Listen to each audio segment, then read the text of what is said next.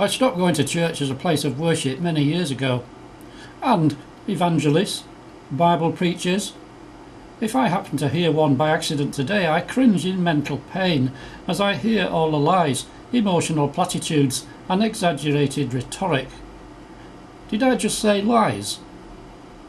Here I am, a Christian person, and I'm calling other Christians liars. The reality is, yes, I am, because evangelism is based on 4 basic assumptions, of which only 1 is right and 3 are false.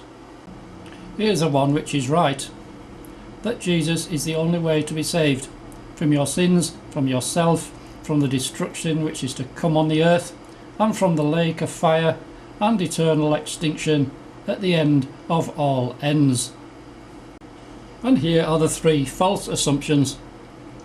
Number 1, that heaven is a place of reward for the righteous and the good, which then makes hell a place of punishment for the evil and sinful.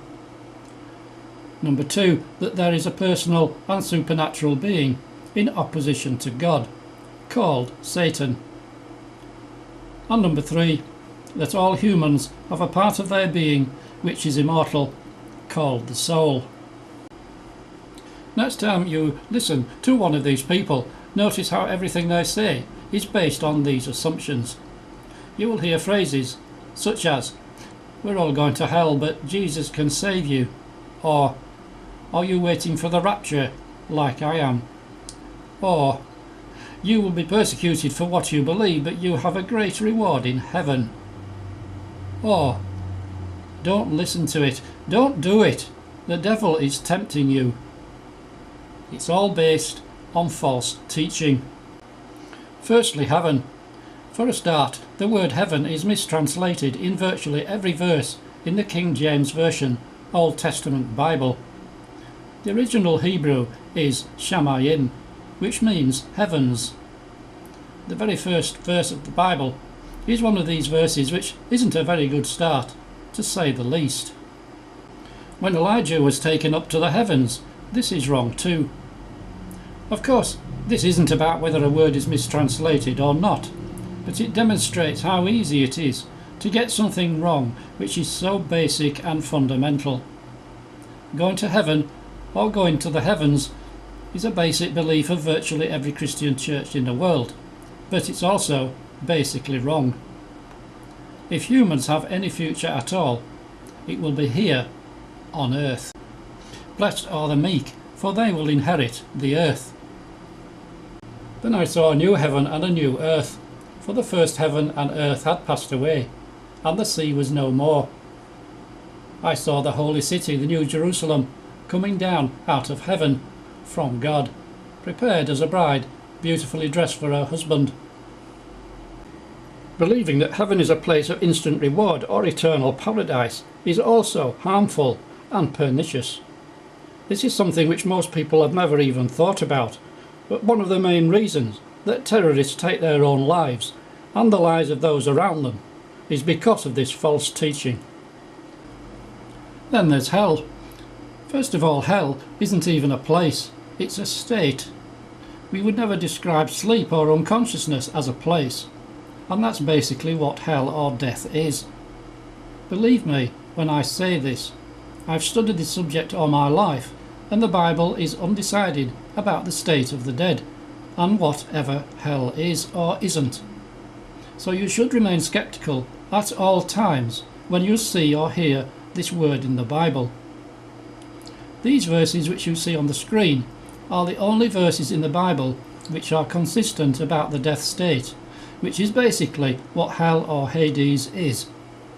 It's a state of unconsciousness, not a place where you're imprisoned for eternity. Satan is pretty well the easiest to debunk just on common sense alone. Firstly, the Hebrew God is supposed to be the only God there is in both Judaism and Christianity.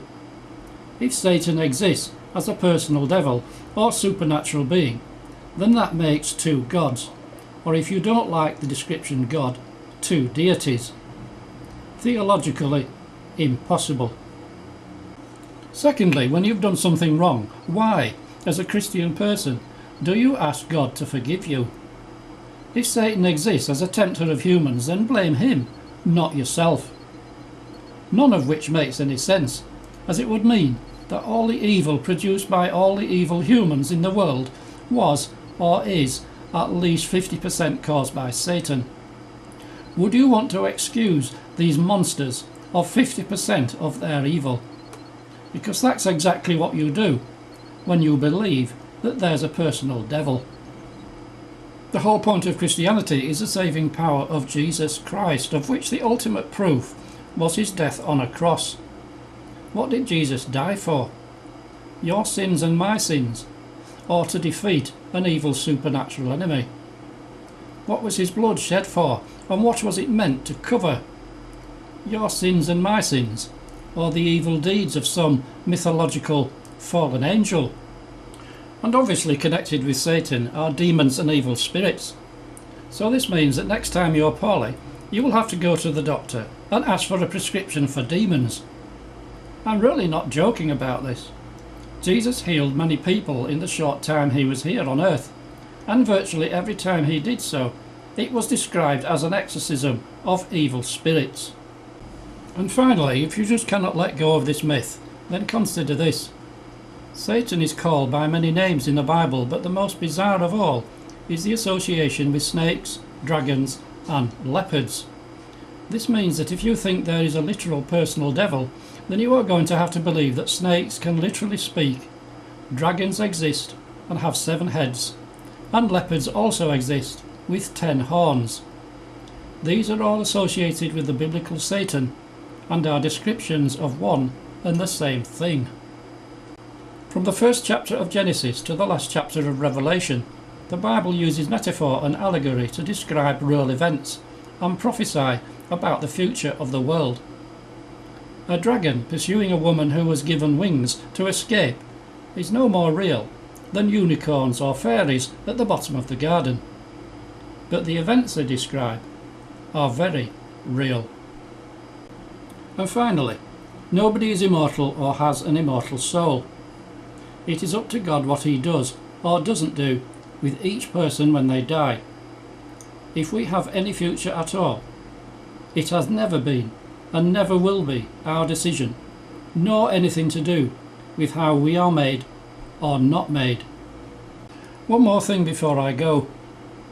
Having gone through billions of years of building a universe with millions of solar systems, millions of years of creation and evolution on Earth, thousands of years of human history, hundreds of years destroying everything evil at the end of the world, thousands upon thousands of people working to build and start a new world, and then finally sending death and Hades to the lake of fire. At the end of all this, God decides to keep everyone alive who was evil in the old world by torturing them forever. Does that make any sense?